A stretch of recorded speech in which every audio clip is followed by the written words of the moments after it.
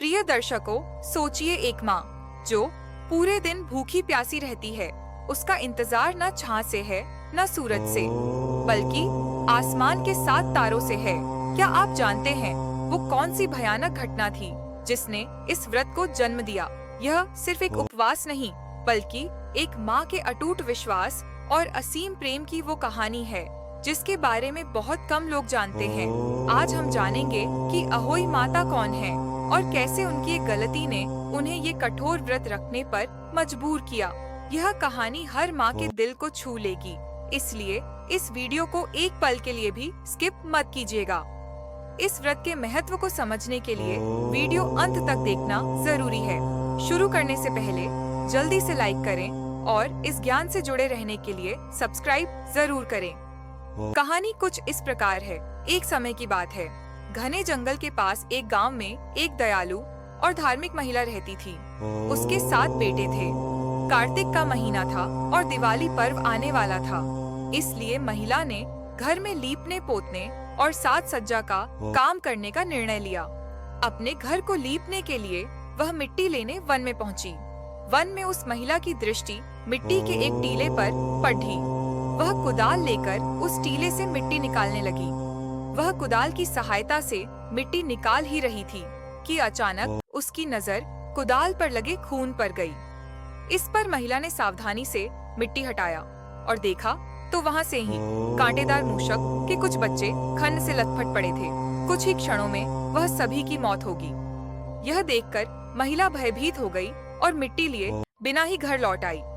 महिला सेही के उन निर्दोष बच्चों के साथ हुई दुर्घटना को लेकर अत्यंत दुखी थी और मन ही मन स्वयं को उसका दोषी समझकर अशांत थी। इधर कुछ समय बाद सेही अपनी बांबी मान पर आई तो अपने शिशुओं को मृत पाकर विलाप करने रोने लगी और गुस्से में उसने श्राप दे दिया कि जिसने भी मेरे निर्दोष शिशुओं की हत्या की है उसे भी मेरे समान घोर कष्ट और संतान का वियोग भोगना पड़े। सेही के श्राप के प्रभाव से इस घटना के 1 वर्ष की समयावधि में उस स्त्री के सभी 7 बेटे कहीं चले गए और कभी लौट कर नहीं आए। उन 7 बेटों के विषय में किसी भी प्रकार की कोई सूचना प्राप्त न होने पर अंततः ग्रामीणों ने महिला के उन सभी पुत्रों को मृत मान लिया। ग्रामीणों का अनुमान था कि वन के हिंसक पशुओं ने उस स्त्री के बेटों को मार दिया होगा या किसी लुटेरों के समूह ने धन के लोभ में उनकी हत्या कर दी होगी। इससे महिला बहुत दुखी थी। उसने मन ही मन यह विचार कर किया कि उसके द्वारा सेही के शावकों की हत्या के कारण ही उसके जीवन में यह घोर संकट आया है। एक समय ऐसा आया कि उन 7 पुत्रों की माता भी अपने पुत्रों की लौटने की प्रतीक्षा करते करते थक गई और आशा की कोई किरण ना दिखाई देने के कारण उसने अपनी जीवन लीला समाप्त करने का विचार किया। वह नदी की ओर जा ही रही थी कि मार्ग में उसकी भेंट गांव की ही एक अन्य वृद्ध महिला से हो गई। वृद्धा ने महिला से इस प्रकार रोने का कारण पूछा तो महिला ने उसको अपनी पीड़ा बताई। उसने संपूर्ण घटना का विस्तार से वर्णन किया और भूलवश सेही के शावकों की हत्या के पाप के विषय में भी वृद्धा को बताया। इस पर वृद्धा ने उस महिला को सुझाव दिया कि अपने पाप के प्रायश्चित के रूप में उसे दीवार पर सेही का चित्र बनाकर देवी अहोई भगवती की पूजा करनी चाहिए। वृद्धा ने कहा, पुत्री, यदि तू पूर्ण विधि विधान से देवी का व्रत और पूजन करेगी, गाय की सेवा करेगी और स्वप्न में भी किसी का अहित नहीं सोचेगी, तो देवी माँ की कृपा से तेरी संतान तुझे अवश्य ही मिल जाएगी। देवी अहोई देवी पार्वती का ही अवतार स्वरूप है। देवी अहोई को समस्त जीवित प्राणियों की संतानों की रक्षक माना जाता है। इसीलिए वृद्धा ने उस महिला को देवी अहोई के निमित्त व्रत रखने और पूजा करने का सुझाव दिया। महिला ने अष्टमी के दिन देवी अहोई की पूजा करने का निर्णय किया। जब अष्टमी का दिन आया तो महिला ने सेही के मुख का चित्र बनाया और व्रत का पालन करते हुए अहोई माता की पूजा अर्चना की। महिला ने अपने द्वारा हुए पाप के लिए शुद्ध हृदय से पश्चाताप किया। देवी अहोई उस स्त्री की भक्ति और निर्मलता से प्रसन्न होकर उसके समक्ष प्रकट हो गईं और महिला को पुत्रों की दीर्घायु का वरदान दिया। शीघ्र ही उसके सभी 7 पुत्र सकुशल जीवित घर लौट आए। उस दिन से प्रतिवर्ष कार्तिक कृष्ण अष्टमी के दिन देवी अहोई भगवती की पूजा करने का प्रचलन हो गया। इस दिन माताएं अपनी संतानों की प्रसन्नता के लिए प्रार्थना और उपवास करती हैं और अहोई माता का आशीष ग्रहण करती हैं।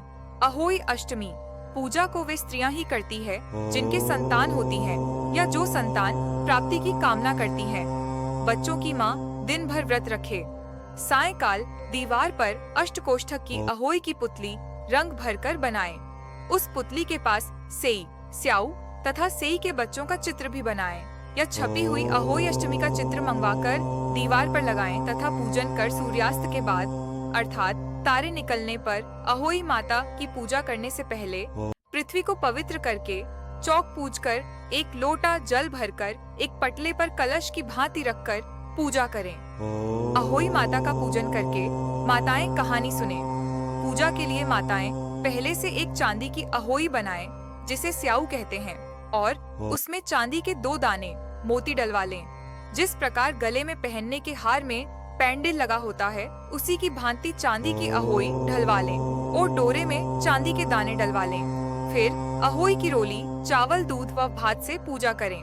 जल से भरे लोटे पर सतिया बना लें। एक कटोरी में हलवा तथा रुपये बायना निकाल कर रख लें और 7 दाने गेहूं के लेकर कहानी सुने।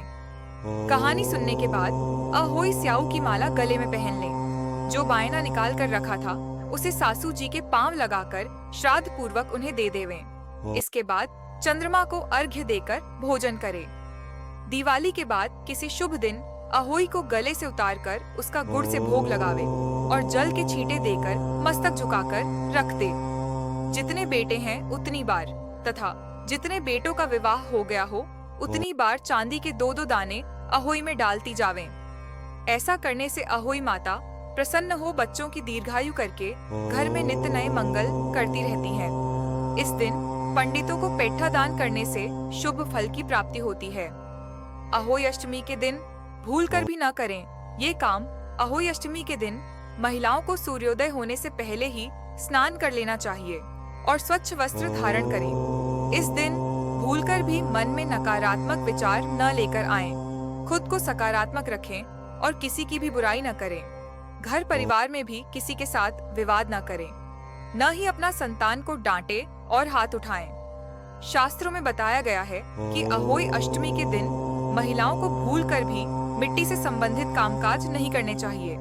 इस दिन मिट्टी खोदना वर्जित है। साथ ही चाकू, कैंची, सुई आदि से संबंधित काम भी नहीं करने चाहिए। न तो इस दिन कपड़े सिलने चाहिए, न ही कैंची से कोई कपड़ा काटना चाहिए। इस दिन हो सके तो घर में किसी और से खाना पकाने के लिए कहें या फिर व्रत पूर्ण होने के बाद आप खाना पकाएं। अहोई अष्टमी के दिन महिलाओं को दूध का सेवन नहीं करना चाहिए। साथ ही पुरुषों को भी दूध का सेवन नहीं करना चाहिए। शाम के तारे के दर्शन के बाद ही अपने व्रत का पारण करें और खाने में लहसुन प्याज का प्रयोग न करें। शाम में पूजा के बाद अपने सास ससुर के पैर छुएं और उनका आशीर्वाद लें। इस दिन कोई पशु आपके द्वार पर आए तो उसे मारे नहीं, बल्कि उन्हें खाना खाने के लिए दें। और अगर आपके द्वार पर कोई गाय आ जाए तो उसे गुड़ कोटी खिलाकर और चारा देकर प्रणाम करें। पूजा में एक लोटे में पानी, गेहूं और एक माला पिरोई हुई जरूरी होती है। अहोई माता की कहानी सुने और उन्हें भोग लगाए। सबसे खास होता है तारों को अर्घ्य देना। माता अपनी गलती की क्षमा मांगने के लिए तारों 7 आरशियों का इंतजार करती थीं। इसलिए रात में जब 7 तारे दिखने लगे तभी माँ को अर्घ्य देकर व्रत खोला जाता है।